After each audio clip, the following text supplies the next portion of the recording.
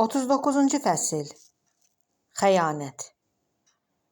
Bəlkə də ilk dəfə idi ki, bacarıqlı xəfiyyə başladığı işi sona yetirəndən, cinayət törətmiş şəxsləri ifşa edəndən sonra hadisə barədə düşüncələri və gördüyü işlər barədə ürəklə danışmırdı. Elə bil ki, işinin nəticəsindən narazı idi polkovnik. Danışığı da təkcə öz işindən yox, ümumiyyətlə hər şeydən narazı olan adamların danışığı kimi idi. Elə bil məcbur danışdırırdılar onu. Hər halda qarşısındakılar böyük maraqla onun danışmağını gözləyirdilər və bayaqdan əlində tutub yandırmadığı siqaretə baxıb danışmağa başladı. Ruslan Dadaşov həmin gün bağa hazır gəlibmiş. Üstündən əl izləri silinib təmizlənmiş tapança və əlcəklər. Daraqdan bir gülləni çıxarıb, qalın kağıza bükərək cibinə qoyubmuş. İşi elə təşkil edib ki, tonqal düz stolun yanında qalansın və Asəflə arvadı şişləri evdə hazırlasınlar. Vaxt yetişəndə Ruslan ərik ağacına yaxınlaşıb, ağacın kölgəsində uzanmış iti ağaca bağlayıb. Ola bilsin ki, it bundan təəccüblənsə də müqavimət göstərməyib. Məlikxanlı isə çox fikirli olduğu üçün bunu heç hiss etməyib. Ruslan iti bağlayan kimi Asəfgilin yanına gedib. Onların işi nə vaxt qutaracaqlarını öyrənmək üçün. Görüb ki, iş onun düşündüyündən də az qalıb. Asəfgilə əlavə olaraq şişlərdəki əti azaltmaq göstərişi verib, cəld geri qayıdıb. Stolun yanına çatan kimi əlcəyi əlinə geyinərək tapançasını çıxarıb və Məlikxanlıya yaxınlaşaraq lap yaxından onun gicgahına atəş açıb. Yaxından deyəndə ki, tapançanı onun gicgahına diriyib. Yoxsa səs daha bərk çıxa bilərdi. Bəs səs boğan? Onu heyrətlə qulaq asan Mahir soruşdu. Mənə elə gəlir ki, o səs boğandan istifadə etməyib. Qasımlı cavab verdi. Bunu sonradan güclü ekspertiza aşkar edə bilərdi və bu intihara oxşamazdı. Buyurun, davam edin, müstəntiq xahiş etdi. Qasımlı bir qədər xəyala gedib sonra dilləndi. Bu zaman ağaca bağlanmış it onun bu hərəkətini görüb və birbaş üstünə şığmaq istəyib. Amma bağlı olduğu üçün bu mümkün olmayıb. Ona görə də qəzəblə hürməyə və ulamağa başlayıb. Ruslan cəld tapançanı yerə yıxılmış Məlikxanlının əlinə verib. Sonra əlcəyini çıxarıb və özü ilə gətirdiyi kağıza bükülmüş patronu artıq közə çevrilmiş tonqalın üstünə ataraq evin qapısına yüyürüb. Mən sonradan orada təhqiqat apararkən tonqalın külü içində yanıb qaralmış və parçalanmış çox xırda kağız qırıntılarına da rast gəldim. Ona görə də bu kağıza bükülmək məsələsini belə qətiyyətlə deyirəm. Bəli, Ruslan tələsik evin qapısına gedib və Asəfgili səsləyib. Ər-arvad qapıya çıxanda Ruslan Asəfgildən şişləri alıb güya kömək etmək istəyib. Ancaq məqsədi Asəfə kömək etmək yox, sadəcə bu yolla vaxtı uzatmaq idi. Çünki patron közün üzərində qızıb partlamalı idi. Nəhayət patron partlayıb və güllə səsi eşidərək hər üçü hadisə yerinə qaçıb. Orada onlar hamınıza məlum olan faciəli mənzərə ilə rastlaşıblar. Beləliklə baş vermiş bu cinayətin yeganə şahidi Məlikxanlının iti olub ki, o da sahibinin qisasını almaq üçün hey Ruslana tərəf can atırmış. Ruslan öz maşınına minib həyətdən çıxanda qəzəblənmiş it nəhayət kəndiri qırıb onun arxasınca düşüb. Yalnız maşına çata bilməyəcəyini başa düşəndən sonra geri qayıdıb. Baxın Səyavuş müəllim, hadisə belə olub. Bütün təfərrüat artıq sizə məlumdur. Mən elə düşünürəm ki, hadisənin əsas iştirakçılarından biri olan həmin bu oğlan Elnuru göstərdi.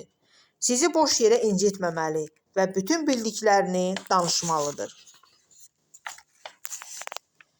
Sizin fikrinizcə, Ruslan öz dostunu niyə öldürmək istəyirdi? Müstəntiq onu çox maraqlandıran sualla xəfiyyəyə müraciət etdi. Bu işdə məni də çaşdıran yeganə şey o idi ki, mən də Məlikxanlının yalnız ləkələnib işdən çıxarılması üçün plan qurulduğunu düşünmüşdüm. Elə Məlikxanlının özü də onun əleyhinə qurulmuş bədxah planın yalnız onun nüfuzdan salınması və vəzifədən uzaqlaşdırılmasına yönəldiyini düşünürdü. Buna görə də hər kəs Ruslandan şübhələnmirdi. Axı onun işdən çıxarılmağının Ruslana nə xeyir ola bilərdi? Əlbəttə ki, heç nə. Ancaq Məlikxanlının ölümünün Ruslana xeyri çox imiş. Özü də lap çox. Bu ölüm əslində artıq Ruslan Dadaşovu həqiqi milyonerə çevirmişdi. Məsələ burasındadır ki, mən bəzi səlahiyyətli adamlar vasitəsilə çox maraqlı bir şey öyrəndim. Bu, inanın ki, həm maraqlı, həm də qəribədir. Məlikxanlının həddən artıq çox obyekti var imiş. Hamısı da başqa-başqa adamların adına. O, bu barədə hansı qanunları pozub, öz vəzifəsindən necə sui-istifadə edib, bu haqda danışmayacağam. Heç buna qəribə bir şey kimi də baxmıram. Qəribə olan başqa şeydir. Sən demə, bu obyektlərin heç birində Məlikxanlını müəssisənin sahibi kimi istər normal, istərsə də qeyri-formal tanımırlarmış. Hamı bu müəssisələri Ruslan Dadaşovunki bilirmiş. Məlikxanlının nə arvadının, nə də oğlunun bu müəssisələrdən xəbəri yox imiş. Bütün müəssisələrə Ruslan özü nəzarət edirmiş. Məlikxanlı yalnız təmiz gəliri Ruslandan alırmış. Həmin gəlirlər yenidən təzə müəssisə açılmasına sərf olunubsa, bunu yenə Ruslan edinmiş. Əgər kiminsə adına banka qoyulmuşdursa, bunu da Ruslan edirmiş.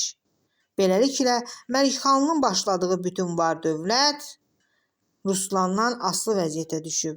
Məlikxanlı o dərəcədə həddindən artıq ehtiyatlıq göstərib ki, axırda da bu ehtiyatlılıq dəhşətli ehtiyatsızlığa çevrilib. Maraqlıdır, Mahir söhbətə qarışdı. Ola bilməzdi ki, Ruslan Məlikxanlını öldürmək üçün belə bir plan qurmayaydı. Sadəcə onu tanımadığını elan edib, bütün müəssisələri özü sahiblik edəydi. Belə olsaydı, Məlikxanlı qətiyyən sübut edə bilməzdi ki, həmin obyektlər onundur. Qambay Qasımlı başını buladı. Sən elə düşünürsən ki, bu boyda vəzifəsi, nüfuzu, nəhayət öz əlində azdan çoxdan pulu olan Məlikxanlı o boyda xəyanətdən sonra Ruslan Dadaşovdan intiqam ala bilməyəcəkdi? Əlbəttə biləcəkdi. Hər şeyini onsuz da itirməsinə baxmayaraq, Ruslanı aradan götüzdürərdi. Aydındır, Mahir razılaşdı. Bəs indi kimə qalacaq bu obyektlər? Qasımlı istehza ilə gülümsədi. Obyektlər kimin adına yazılıbsa elə onların özünə qaldı. Çünki həmin adamlar obyektin əsas sahibi Ruslan Dadaşov hesab edirdilər. İndi isə özləri məcbur olub mallarına sahib duracaqlar. Çünki Ruslanın varisi yoxdur və onun heç bir qohumu həmin obyektlərdən xəbərdar deyil. Qasımlı öz sözünü deyib qurtarmışdı. Bunu başa düşən müstəntiq üzünü Elnura çevirdi.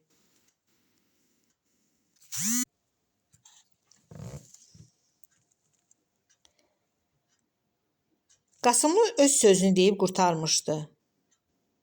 Bunu başa düşən müstəntiq üzünü Elnura çevirdi. Hə, indi nə deyirsən, vətəndaş Qafarlı? İnanın mənə, Elnurun səsi lap yavaş çıxdı. Məni Ruslan yoldan çıxartdı. Mən ondan çox qorxurdum. Nə eləmişəmsə, onun göstərişi ilə eləmişəm. Danış görüm, necə oldu ki, Veneranı öldürdün? Nəzərli soruşdu. Bu adam hər şeyi danışdı. Başı ilə polkovnik Qasımlını göstərdi. Elə bil, lap yanımızda olub. Sən Venera ilə cinsi əlaqədə olmusanmı? Neçə dəfə? Bəli, bir neçə dəfə olmuşam. Axırıncı dəfə ölümündən bir gün qabaq bizim bağımızda oldu. Əlaqə zamanı istifadə etdiyim qoruyucunu Ruslan Dadaşovun tapşırığı ilə gedib poliklinikada Atayevdən almışdım. Onda bilirdim bu nəyə görədir? Bəli, Ruslan artıq bütün planı tərtib etmişdi. Belə bir hekayəni yazmağı da o mənə tapşırmışdı. Ancaq Məlikxanlını öldürəcəyini mənə deməmişdi. Qıza məktubu necə yazdırdım? Onların mənzilinə gedəndə sağ əlimi sarımışdım. Venera soruşdu ki, əlinə nə olub? Dedim ki, qapının arasında qalıb əzilib. Sonra dedim ki, bir hekayə yazmışam, qəzetə verməliyəm. Ancaq çox səliqəsiz yazılıb. Heç kəs oxuya bilməyəcək. Dedim ki, mən oxuyum, sən bir dəftərə yaz bunu. O da həvəslə razılaşdı. Adının hekayəyə salınmasına əvvəlcə sevindi. Ancaq məktub hissəsini yazanda biraz narazı qaldı. Dedim ki, bu müsbət bir surətdir və hekayənin axırı yaxşı qurtaracaq. Məktubu yazıb qurtaran kimi işi dayandırdım və dedim ki, gəl çay içək, sonra yazarıq. Venera qalxıb çay dəmlədi. 2 stəkan çayı gətirib stolun üstünə qoydu. Mən ondan qayçı istədim. Dedim ki, qoluma sarıdığım kətanın çıxıntısını kəsəcəm. Qalxıb qayçını gətirəndə tabletka şəklində olan zəhəri onun stəkanına saldım. Həmin vaxt qapının zəngi çalındı. Venera gedib qapını açdı. Mən bərk qorxdum. Fikirləşdim ki, ata-anasından biri gəlmiş olar. İstədim zəhər atdığım stəkanı cəld götürüb mətbəxə aparım və orada boşaldaraq yuyum. Ancaq gələn qonşunun uşağı imiş. Nəyə görəsə 2000 manat pul istəyirdi. Venera məni səsləyib soruşdu ki, üstündə 2000 manat var. Mən tez bir 10 min manatlıq pul çıxarıb Veneraya verdim. Venera oğlanı yola salıb otağa girdi və pulun artığını mənə qaytardı. Mən öz çayımı içməyə başladım. Çox həyəcanlı idim. Venera isə hələ stəkana əl vurmurdu. Son vaxtlar tez-tez eşitdiyi kimi yenə nişanlanmaqdan söhbət saldı. Elnur, bəs nə vaxt gəlir sənin elçilərin deyə soruşdu. Tezliklə göndərəcəm, darıxma dedim. O da öz çayını içməyə başladı. 2 qurtum içdi. Həyəcandan bütün bədənimi tər bastı. Həmin vaxt keçirdiyim hissləri təsvir edə bilmərəm. Mənə elə gəlirdi ki, özüm bu saat öləcəm. Ancaq ona heç nə olmadı. Nə vaxt deyə sual verdi. Lap tez dedim. Çayının çoxunu içib qurtarmışdı. Dəhşətlə bu işin axırını gözləyirdim. Bu bazar göndərə bilərsən? Bu onun sonuncu cümləsi oldu. Birdən sifəti dəyişməyə başladı. Sanki gözləri böyüdü. Əlini boğazına apardı. Nə oldu deyə soruşdum. Cavab verə bilmədi. Tappıltı ilə döşəməyə yıxıldı. Mən əslində bunu gözləsəm də dəhşətə gəldim. Qorxudan titrəyirdim. Elə bil birdən-birə ayılıb nə etdiyimi dərk etmişdim. Hər saniyə qapının açılacağını, kiminsə mənzilə gələcəyini gözləyirdim. Qalxıb dəftərdən məktub yazılmış 2-ci səhifəni cırdım. Qayçı ilə səhifənin ilk 2 sətrini kəsib götürdüm. Orada yazılmışdı. Əhməd kişi məktubu arvadının əlindən alıb ucadan oxumağa başladı. Özümün çay içdiyim stəkanı aparıb mətbəxə, qayçını isə kitab şkafına qoyub mənzildən çıxdım. Bu işə görə Ruslan sənə pul vermişdi? Müstəntiq sual verdi. Xeyr, ancaq mənim adıma yazdırdığım mağazanı mənə bağışlayacağını söz vermişdi. Veneranı öldürmək sənə də sərf edirdi axı. Düzdür? Mən evliyəm. Elnur peşmançılıqla dilləndi. İstəməzdim ki, ailəm onunla əlaqəmi bilsin. Ancaq mən onu heç vaxt öldürmək istəməzdim. Çünki o məni sevirdi. Elnur birdən uşaq kimi ağlamağa başladı. Ruslan məni yoldan çıxartdı. Bəli, Ruslan səni yoldan çıxartdı. Söhbətdən yorulmuş Qasımlı ayağa qalxdı. Ancaq özü də yoldan çıxdı. Çıxdı və qəzaya uğradı. Yoldan çıxmaq çox pis şeydir. Niyə qalxdınız? Müstəntiq Qasımlıdan soruşdum. Halım yaxşı deyil, yaman yorğunam. Evə gedib dincəlmək istəyirəm. Polkovnik bayaqdan əlində oynatdığı siqareti əsəbi halda damağına qoyub yandırdı. Yəqin ki, sizə hər şey aydın oldu. Bundan sonra nə edəcəyinizi özünüz yaxşı bilirsiniz. Bəs Əlikramın ölümündən nə öyrəndiniz? Siz düz fikirləşmişsiniz. Müstəntiq qətiyyətlə dilləndi. Artıq şübhəmiz yoxdur ki, onu Əlibəyli ilə Biniyatovun göstərişi ilə aradan götürüblər. İndi isə əmin oldum ki, o da Dadaşovun güdazına gedib. Çünki Əlikram Ruslan Dadaşov üzdən tanıyırmış və onu sata bilərdi. Sizə edilən sui-qəsd planını da Ruslan hazırlayıbmış. Onu da deyim ki, o da çox ustalıqla hazırlanmış plan olub. Siz də həmin qadın da öldürüləndən sonra heç bir kənar şəxsdən şübhələnmədən işə xitam veriləcəkdi. Ruslan Dadaşov çox hiyləgər adam imiş. Bircə şeydə bəxti gətirməyib ki, bu işdə qarşısına siz çıxmısınız. Əgər Məlikxanlının ağlına sizi dəvət etmək gəlməsəydi, bu işin üstü açılmayacaqdı. Niyazi Məlikxanlı da bu biabırçı ləkədən yaxa qurtarmayacaqdı. Bəli. Qasımlı kədərli halda başını yırğaladı. O təriflənməyi qətiyyən sevmirdi. Ancaq mən bu işdə özümü qalib saymıram. Niyə görə? Nəzərli təəccübləndi. Siz güclü rəqiblərinizi yerlə yeksan etdiniz. Yox, xəfiyyə etiraz etdi. Məlikxanlı mənə inanıb köməyə çağırmışdı. Mən isə ustalıq və xəyanətlə qurulmuş bu planı əvvəlcədən düzgün aşkar edə bilmədim. Mən bilsəydim ki, planda Məlikxanlının ölümü nəzərdə tutulub, onu xilas edə bilərdim. Ancaq gecikdim. Özü də bilirsiniz niyə? Niyə? Müstəntiq maraqla soruşdu. Çünki Məlikxanlı ən dar günündə 2 nəfəri yanına çağırıb onlara bel bağlamışdı. Onun biri mən idimsə, o biri də ən yaxın dostu hesab etdiyi Ruslan Dadaşov idi. Mən bu işin bünövrəsində bu boyda xəyanətin durduğunu o saat ağlıma gətirə bilmədim. Düzdür, mənim Ruslandan ilk baxışdan xoşum gəlməmişdi. Ancaq yalnız onun Məlikxanlının obyektlərinə tam sahiblik etdiyini biləndən sonra və ən əsası isə Məlikxanlı öləndən sonra ondan şübhələndim. Baxın, onda artıq gec idi. Ancaq siz verdiyiniz sözün üstündə durub Məlikxanlının adını təmizə çıxartdınız. Qasımlı yenə başını yellədi. Bir tərəfdən təmizə çıxartdımsa da, bir tərəfdən onun başqa işləri ortaya çıxdı. Ümumiyyətlə, bu iş məni həm iyrəndirdi, həm də çox yordu. Heç sinəmə dəyən gülləni nəzərə almıram. Bu işdə hara baxdımsa xəyanət görürdüm. Düzdür, Ruslanın dostuna qarşı bu hərəkəti dəhşətli xəyanətdir. Digəl, bundan sonra kiməsə inan. Müstəntiq ayağa qalxdı. Bu işdə təkcə Ruslan deyil xəyanətkar. Elə Məlikxanlının özünü götürək. Ona o boyda iş tapşırmışdılar. İmkan yaratmışdılar ki, xalqına, dövlətinə xeyir versin. Ancaq o, iş görmək əvəzinə görün nə qədər obyektlər açdırıb özü üçün. Bu dövlətə, xalqa xəyanət deyilmi? Arvadı və oğlu da ona xəyanət etdilər. Elnur həm arvadına, həm Veneraya, Əlikram arvadına, uşaqlarına, Əlibəyli, Binyatov yenə də dövlətə, xalqa, Atayev həkimlik adına xəyanət etdilər. Bu işə başlayandan xəyanətlər içində qalmışam mən. Qasımlı sağollaşmadan kabinetdən çıxdı. Dəhlizdə hirslə yerə tüpürdü. Mahir onun qoluna girmək istədi. Siz hələ tam sağalmamışsınız, özünüzü qoruyun. Cəhənnəmə olsun hamısı. Qasımlı əlini yellədi. Gedək, məni evə apar, dincəlmək istəyirəm. Prokurorluqdan çıxıb maşına mindilər. Qasımlı kürəyini arxaya söykəyib gözlərini yumdu. Bir yaxşı musiqi qoy, dedi. Musiqidən başqa təmiz bir şey qalmayıb bu dünyada. Az keçmiş, ürək sərinlədən həzin bir nəğmənin sədaları maşının kiçik fəzasını doldurdu. Ruhdan düşmək sizə heç yaraşmır, Qambay müəllim. Mahir onun könlünü almaq istədi. Siz doğrudan da yorulmuşsunuz. Vaxt tapıb yenə nemətlə rayona gedək. Yaxşıca dincəlin.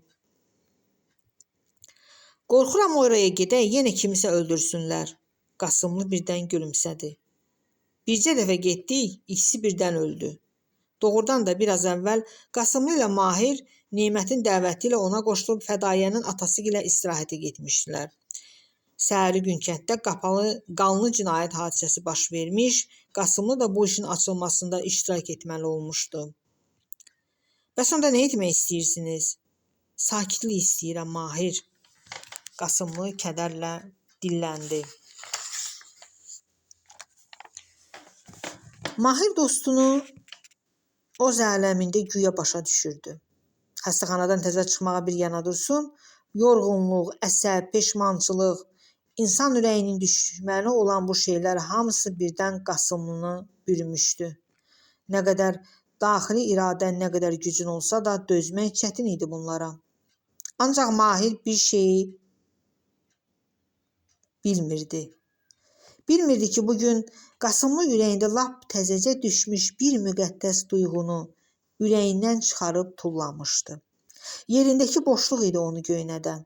Bilmirdi ki, müstəntiqin otağında xəyanətlərdən danışan Qasımlı daha çox içindəki xəyanət yandırırdı.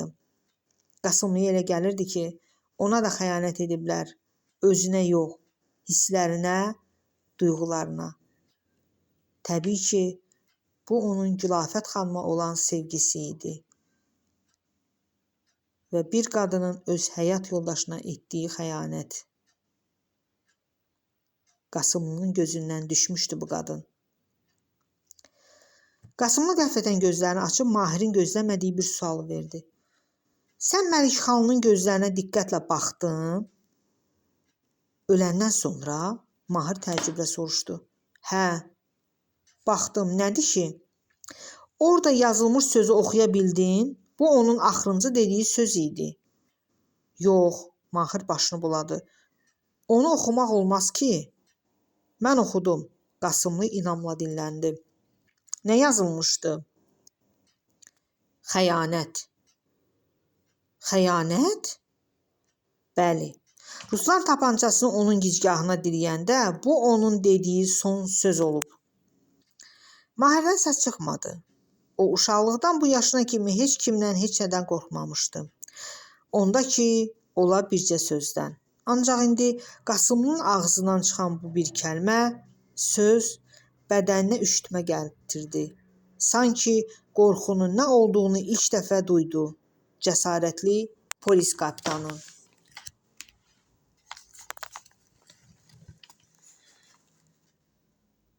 40-cı fəsil və sonuncu. Maşın düz blokun qarşısında dayandı. Qambay Qasımlı ona etmiş olduğu əvəzsiz köməyə görə Mahirə təşəkkürünü bildirib onunla sağollaşdı. Maşından düşüb yorğun addımlarla bloka girdi. Pillələri də tələsmədən qalxıb mənzilin zəngini çaldı. Nuranə evdə olmalı idi. Qapı açıldı. Astadan salam verib içəri girdi. Pencəyini çıxarıb paltar dolabından asdı. Vanna otağına keçib əl-üzünü sərin su ilə yudu. Qayıdıb öz otağında öz sevimli kreslosunda oturdu. O anda da Nuranə otağa daxil oldu. Yenə nahar etməmisiniz? Yemək gətirim? Qasımlıya elə gəldi ki, keçən bir sutkaya yaxın vaxt ərzində bu səs üçün darıxıb. Ancaq bu his çox ötəriq oldu və ev sahibi qadının ürkək duruşuna ilıq bir nəzər yetirib, gətirin, dedi. Nuranə razılıqla çevrilib otaqdan çıxdı. O bugün elə bil ki, biraz da gözəlləşmişdi. Gözləri ilə eyni rəngdə olan açıq mixəyi rəngli saçları səliqə ilə kürəyinə tökülmüşdü. Köynəyi də elə həmin rəngdə idi və bu uyğunlaşma ona çox yaraşırdı. Hələ yubqası da. Ancaq o tünd mixəyi rəngdə idi. Utandığından mı, yoxsa xəstəxanada geydiyi təzə şalvarı çıxartmışdı. Ancaq yubka da onun bədən gözəlliyini gizlədə bilmirdi. Yeriyəndə yenə də alt paltarının kənar xətləri yubkanın üstündən bilinirdi. Lap az bilinirdi. Ancaq nə qədər az bilinsə də, təbiətin kişilərə bəxş etdiyi xoş və ləzzətli duyğular içində özünə məxsus yüksək yeri olan şirin duyğular dünyasından xəbər verirdi. Qasımlı ilk dəfə idi ki, Nuranəyə belə diqqətlə göz yetirirdi və nədənsə bu diqqətə görə özünü heç qınamadı da. Son günlər onda bu səmimi və təmiz qadına qarşı səmimi bir doğmalıq hissi yaranmışdı və görünsə də, indi keçirdiyi ani hisslər həmin hissi qətiyyən korlamırdı, əksinə şirinləşdirirdi.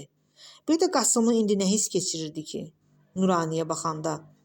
Sadəcə qadınlığını duyduğu onun və xoşuna gəlirdi bir qadın kimi. Onsuz da insanlar iki cinsə ayrılıblar, kişi və qadın. Ancaq əlbəttə ki, hər ikisi insandır. Bəzən kişi uzun müddət münasibətdə olduğu, söhbət etdiyi qadının qadınlığından duymur. Bəzən də qadın kişinin kişiliyini. Eləcə insan kimi baxırlar bir-birlərinə. Bəlkə çox vaxt belə lazımdır. Ancaq Gülafət xanım haqqında fikirləşdi. O da qadın idi, özü də gözəl qadın. Mahirə elə gəlmişdi ki, Ruslanla Gülafət xanımın faciəli ölümü polkovnikə bir qarışqa ölümü qədər təsir etmişdi. Ancaq belə deyildi. Bu hadisə Qasımlının ucbatından, özü də demək olar ki, düşünülmüş şəkildə ucbatından olmuşdursa da, ona pis təsir etmişdi. Bəli, ancaq daha çox Gülafət xanımın xəyanətindən sarsılmışdı. Heç olmasa ərinin qırxı çıxmamış onun yad kişi ilə gizlin gəzintiyə çıxması normal qəbul edilən hal deyildi. Qasımlı bunu qəbul edə bilmirdi. Axı onlar ayrılmamışdılar. Son günə qədər ər-arvad hesab olunmuşdular. Doğrudanmı bu gün dünyada özünə hamıdan əziz, hamıdan doğma bildiyin, bir yastığa baş qoyduğun adam sən öləndən 10 gün sonra səni unuda bilər? Polkovnik Qasımlı həyatda az şey görməmişdi. Hər cür hadisə ilə olduğu kimi xəyanətlə də qarşılaşmışdı. Ancaq yenə də bu iyrənc, bu mənfur, bu dəhşətli hərəkətə, bu qorxunc sözə öyrəşə bilmirdi. Axı bu insanlar niyə bir-birlərinə xəyanət edirlər? Təkcə insanlarmı? Bəli, insanlar. Qaplan yadına düşdü. Məlikxanımın iti. Sədaqətə bir bax. Sahibinin ayrılığına dözə bilmədi. Yazıq heyvan. Nuranə yemək gətirib stolun üstünə düzdü. Sanki sözlü adam oxşayırdı. Ev sahibi onun üzünə baxmadan xahiş edirəm, şkafdan konyakı gətirin dedi. Nuranə bu saat deyib yarımçıq konyak şüşəsini və bir kiçik stəkan gətirdi. Süzüb stəkanı doldurdu. Konyak şüşəsini əlində saxlayıb yerinə qoyum deyə soruşdu. Yəqin ev sahibinin xəstəliyini nəzərə alıb çox içməyini istəmirdi. Amma Qasımlı onsuz da çox içən deyildi. Gülümsəyib, yaxşı, qoyun yerinə dedi. Siz harda idiniz? Onun qaşqabağının açılmasından cəsarətlənən Nuranə soruşdu. Mən çox narahat oldum. Axı hələ tam sağalmamısınız? Yox, sağalmışam. Ancaq özümü yorğun hiss edirəm. Qasımlı stəkandakı konyakı başına çəkdi. Yeməyinizi yeyin. Nuranə otaqdan çıxdı.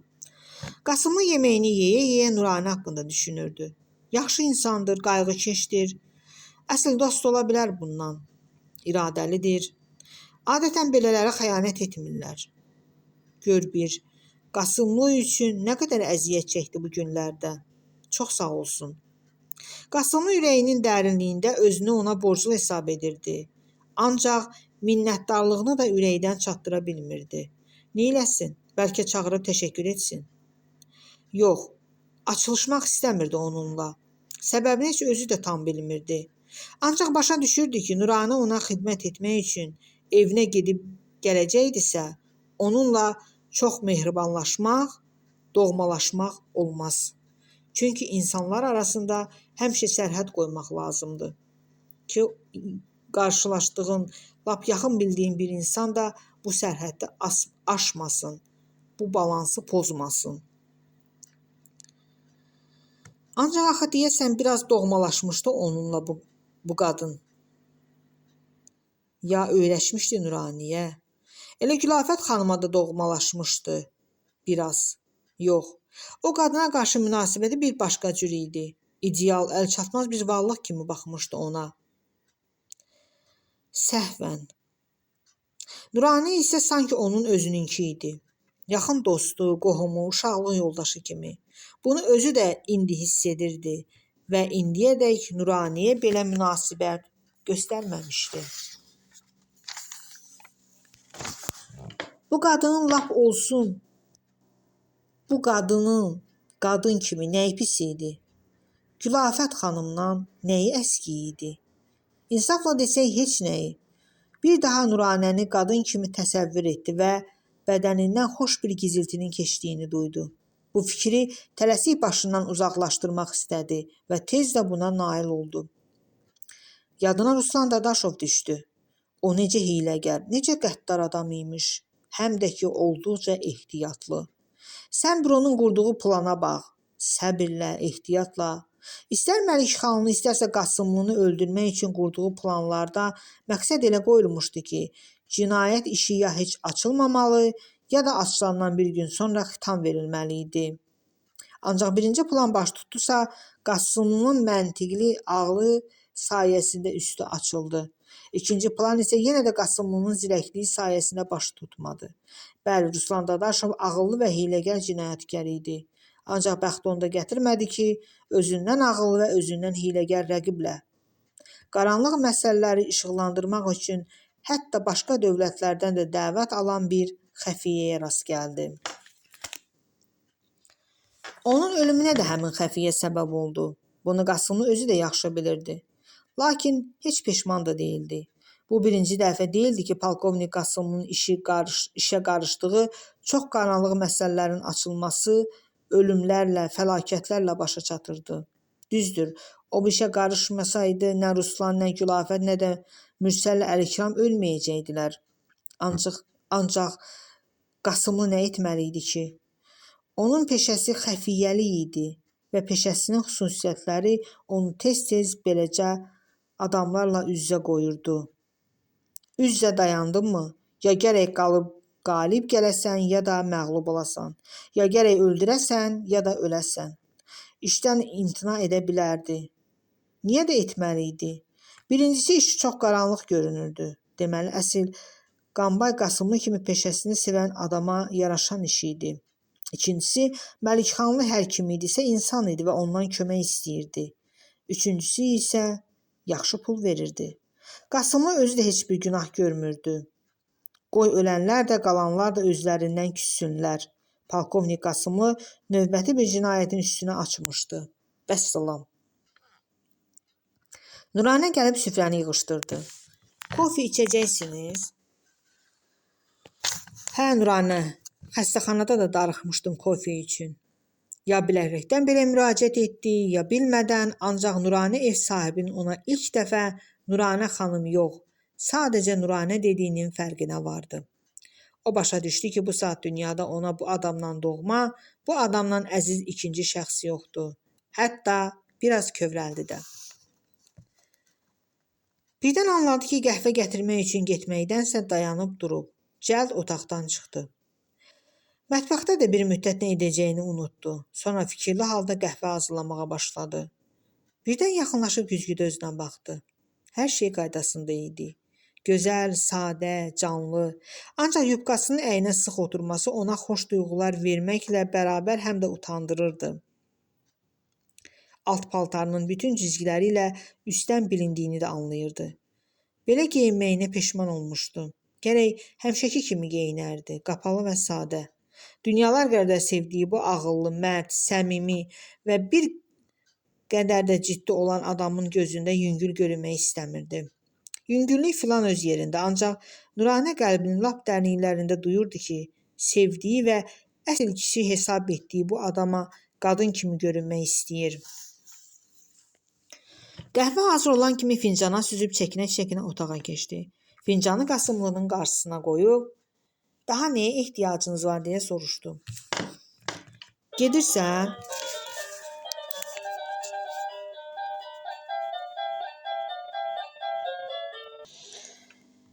Nuranə açıq-aşkar özünü itirdi. Əgər nəsə lazımsa, müalicə üçün, dərman almaq. Yox, Qasımlı başını buladı. Heç nəyə ehtiyacım yoxdur. Daha doğrusu, bu iş məni elə yorub, elə ruhdan salıb ki, bu saat... Qasımlı sözünün dalını demədi. Demək istəyirdi ki, bu saat daha çox səmimi söhbətə ehtiyacım var. Ancaq demədi. Birinci dəfə deyildi ki, çoxdan üzərinə götürdüyü işi bitirib, baş vermiş cinayətin sirrini açandan sonra onunla bu işdə yoldaşlıq etmiş adama ya müstəntiqə cinayətin təfərrüatı barədə qısa faktlarla bildirdi. Həmin cinayətin qəlbində yaratdığı ağrılı hissləri isə heç kimlə bölüşməyib ürəyində saxlayırdı. Elə indi də o cür olacaqdı. Ancaq Nuranə onu başa düşdü və özünü itirib nə deyəcəyini bilmədi. Sevdiyi bu adam, məşhur xəfiyyə Qambay Qasımlı onunla dərdləşmək, qəlbini ağrıdan duyğuları onunla bölüşmək istəyirdi. O, Qasımlının həyatı haqqında az da olsa məlumatlı idi. Ailəsinin başına gələn faciəni Fədaya danışmışdı ona. Qasımlının dərdini, düşdüyü vəziyyəti anlayırdı. Onun dərdini azaltmaq, bölüşmək üçün əlindən gələni etməyə hazır idi. İlk addımı da özü atmağa çalışdı.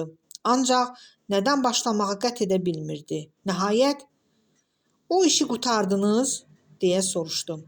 Hə, Qasımlı təmkinlə cavab verdi. Mən öz vəzifəmi bitirdim, ancaq onu da deyim ki, heç də asan olmadı bu iş. Elə bu gün işin əsas təşkilatçısını maşınla izləyəndə, daha doğrusu qovanda qəzaya uğradılar. O da onunla məşğul olan Məlikxanın arvadı da həlak oldular. Hamısını saysaq, 6 nəfərin ölümü ilə bitdi bu iş. Bəs sizin yaralanmağınız? Nuranə qayğıkeşliyi ilə dilləndi. Boş şeydir, Qasımlı zorla gülümsədi. Mən ölmədim. Ancaq bu 6 nəfərin ölümü mənim üçün nə qədər adiləşmiş olsa da insan ölümüdür. Düzünə qalsa, heç mənim üçün də adiləşməyib insan ölümü. Çoxları elə düşünürlər ki, mən soyuqqanlı və qəddar adamam. Ancaq inanın ki, əslində belə deyil. Düzdür, əməliyyat axtarış işi ilə məşğul olarkən rəqiblərimə rəhmim gəlmir. Baş vermiş cinayət hadisələri də məni sarsıtmır. Çünki sarsılaramsa, ayıq və soyuq başla düşünüb cinayətin sirrini aça bilmərəm. Ancaq hər şey bitəndən sonra hadisələri bir daha analiz edirəm və çalışıram ki, hamını başa düşüm, hamını anlayım. Bilirsən, Nuranə, hamı insandır. Cinayətin qurbanı olan da, cinayətkar özü də. Gərək başa düşməyə çalışasan. Necə oldu ki, bu adam gəlib cinayətkar oldu? Axı, heç vaxt doğum evindən cinayətkar çıxarmırlar. Qasımlı bir qədər susub, kədərlə başını buladı. İnsanların cinayətkara necə çevrilmələrini düşünüb tapa bilmirəm. Tapıram və ürəyimin dərinliyində anlayıram onları. Əlbəttə, həmişə də cəzalarına çatırlar onlar. Ancaq insanların bir-birinə xəyanət etməsini indiyədək anlaya bilmirəm. Sən necə düşünürsən, Nuranə? İnsanlar niyə xəyanət edirlər? Nuranə bu qəfil sualdan diksindi. Bilmirəm. Doğrusu, bilməzsən. Qasımlı başı ilə təsdiq etdi. Sən bilməzsən, çünki özün heç kəsə xəyanət etməmişsən indiyə qədər. Heç vaxt da etmərəm. Nuranə astadan dilləndi. İnanıram. Qasımlı qətiyyətlə dilləndi. Xəyanətin nə olduğunu, necə yarandığını indiyə qədər dəqiqləşdirə bilməsəm də, bir şey dəqiq bilirəm. Elə adamlar var ki, onlar xəyanət etməyi sadəcə olaraq bacarmırlar. Nuranə ayaq üstə dayanıb əllərini qoynuna qoymuşdu. Evə qayıtmaq vaxtı idi. Beləcə dayanmaq ona xoş gəlsə də, özündə nəsə narahatlıq hiss edirdi. Bilmirdi çıxıb getməlidir, yoxsa beləcə dayanmalıdır. Yaxşı ki, söhbəti Qasımlı özü davam etdirirdi. Onun söhbətini kəsib getməyəcəkdi ki. Qasımlı birdən başa düşdü ki, Nuranə ilə duyğularını, düşüncələrini bölüşür. Bu, onun xarakterinə yad olan bir şey idi. Axı necə oldu ki, Nuranə ona bu qədər doğmalaşdı? Polkovnik bir şeyi qəti anlayırdı ki, Nuranənin bu saat çıxıb getməyini istəmir.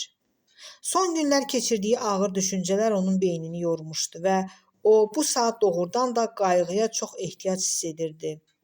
Daha doğrusu, o anlamağa başlamışdı ki, bu dünyada məhəbbətsiz insan kimi yaşamaq və mübarizə aparmaq mümkün deyil. Sevdiyin peşə ilə məşğul olmaq hələ xoşbəxtlik demək deyilmiş. Gərək ağır günlərdə, kədərli anlarda ürəyindəkiləri bölüşməyə bir yaxın adamın olsun. Qambay Qasımlı qapalı adam idi və heç kəsə də qəlbinin tamamilə açmaq fikrində deyildi. Ancaq kiminləsə səmimi münasibət qurmadan, söhbət etmədən yaşamaq da olmazdı axı. Ev sahibi fikrindən ayrılıb Nuranəni bayaqdan ayaq üstə saxladığını başa düşdü və ona divanda əyləşməyi təklif etdi. Əyləş Nuranə, ayaq üstə durma. Mən gedim. Nuranə düşündü ki, belə deməlidir. Əyləş, gedərsən, sənə sözüm var. Nuranə etiraz etməyib divanda əyləşdi. Qasımlının bugün ona adi və sən deyə müraciət etməsi onu hey kövrəldirdi. Bu insana qarşı onda nə qədər təmiz, ülvi, saf duyğular var idi ki, onlar tükənib qurtara bilməzdi. Qasımlı Nuranəni öz səmimi və kədərli baxışları ilə süzüb danışmağa başladı. Nuranə, sən artıq neçə aylardır ki, məni tanıyırsan. Ancaq nə dərəcə tanıyırsan bilmirəm. Mən həyatım Mənim həyatım çox çətin keçib. Uşaqlığımdan ağır günlər görmüşəm. Sonra da seçdiyim peşə elə oldu ki, bu peşədə də istər-istəməz adamın ürəyi daşa dönür. Ölüm özü belə sənin üçün adiləşir. Hamıdan şübhələnirsən, heç kəsə inanmırsan. Xüsusilə mən heç kəsə tam inam bəsləməmişəm. Bunu işimin xarakteri tələb edir məndən. Ancaq xəstəxanada yatdığım bu günlərdə Nemətin, Mahirin, sənin özümə qarşı səmimi, təmənnasız qayğınızı gördüm. Şəxsən sənin özünə bu vaxta qədər sərt və quru münasibət göstərməyimə peşman oldum. Mən gördüm ki, siz həqiqi dostlarsınız və heç vaxt xəyanət edə bilməzsiniz. Mən eyni zamanda öz xarakterimin nə qədər pis olduğunu başa düşdüm. Sənin qarşında özümü günahkar hiss edirəm və sənə necə minnətdar olduğumu dillə ifadə edə bilmirəm. Birdən gördü ki, Nuranə üzünü əlləri ilə tutub ağlayır. Onun ağladığını yalnız çiyinlərinin yüngül hərəkətindən bilmək olardı. Ürəyi çox da yumuşaq olmayan polkovnikin birdən-birə Nuranəyə qanı qaynadı. Başa düşdü ki, bu qadına inanmaqda səhv etmir. Yox, qətiyyən səhv etmirdi. Nuranə tamamilə səmimi idi. Onun da bir qadın kimi kimisə sevməyə haqqı var idi. Ev sahibi qəti qərara gəlib ayağa qalxdı və gəlib Nuranənin lap yanında oturdu. Əlini qadının saçına çəkdi. Niyə ağlayırsan? Ağlamağa heç bir səbəb yoxdur. Nuranə əlini üzündən çəkib göz yaşlarını sildi. Sevdiyi adamın əlinin təmasından bütün bədəni titrəyirdi. Bu titrəyiş Qasımlıya da öz təsirini göstərdi. O özünü ələ alıb təmkinlə danışdı. Nuranə, mənim şəxsi həyatımdan xəbərim var. Nuranə başı ilə təsdiq etdi. Fədaiyə danışıb. Mən söz vermişdim ki, bir daha heç vaxt ailə həyatı qurmayım. Və bu sözümün üstündə duracağam. Çünki mənim işim elədir ki, inanmıram ailəmə xoşbəxt və qayğısız həyat qura bilim. Ancaq son vaxtlar içimdə məni dərindən başa düşən, mənə inanan bir qadına ehtiyac hiss edirəm. Nuranə onu diqqətlə dinləyir, arada onu yaxşı başa düşdüyünü bildirirmiş kimi başını tərpədirdi. Qasımlı birdən-birə sustu və daha danışmadı. Bir müddət beləcə sakit oturdular. Hər ikisi fikrə getmişdi. Nuranə dizlərinin üstünə qoyduğu əllərinə, Qasımlı isə harasa otağın məchul bir nöqtəsinə baxırdı. Ev sahibi yaranmış bu uzun sükutu pozdu. Sən məni başa düşürsən? Deyə qəflətən soruşdu. Hə, Nuranə başını tərpətdi. Başa düşürəm. Mənə inanırsan? Sualların mənasını birdən-birə başa düşən Nuranənin ürəyi titrədi. Bədəninə qəribə bir istilik gəldi. Qasımın üzünə baxa bilmirdi. Bu saat çox istəyirdi ki, yanında oturmuş kişi onun üzünü görməsin. Hətta üzünü azacıq yana çevirdi. Ancaq Qasımlıya cavab verməli idi. Odur ki, qurumuş dodaqlarını dili ilə isladıb, inanıram, lap çox, dedi və bütün vücudu, bütün qəlbi ilə ona sığındı. Nuranə o axşam mənzilinə çox gec qayıtdı. Uşaqlar artıq onu gözləməyib yatmışdılar. Yaxınlaşıb güzgüdə özünə baxdı. Qəribə hisslər keçirirdi. Bilmirdi ağlasın yoxsa gülsün. Çoxdandır ki, qadınlığını bu qədər dərindən hiss etmirdi. Çoxdandır ki, kişi nəvazişindən məhrum idi. Çoxdanmı? Hə, çoxdan. Məgər Nuranə bunları görüb duymuşdumu? Yox. Birinci dəfə idi. Bugün başa düşmüşdü hər şeyi. Bugün başa düşmüşdü məhəbbətin nə olduğunu. Elə yaşamağın mənasını da bugün anlamışdı. İnanmağı gəlmirdi son 3-4 saatın varlığına. Yuxu hesab edirdi bunu. Yuxu. Ancaq həqiqəti də olsa, yuxu da olsa xoşbəxt idi. Onun üçün də xoşbəxt gün saxlayırmış Allah. O da xoşbəxt olarmış. Bundan sonra ölsəydi də dərdi olmazdı. Ancaq niyə ölürdü ki? O bugün tamam yeni xoşbəxt bir həyata qədəm qoymuşdu. Çox gözəl görünürdü bu həyat ona. Məhəbbətlə dolu bir həyat idi bu. Yaxınlaşıb uşaqların üzündən öpdü. Üstünü açmış Nurayın yorğanını üstünə çəkdi. Ona birdən-birə elə gəldi ki, uşaqlarını əvvəlkindən də çox sevir. Bir də əyilib öpdü onları. Tural da, Nuray da dünyadan xəbərsiz mışıl-mışıl yatırdılar.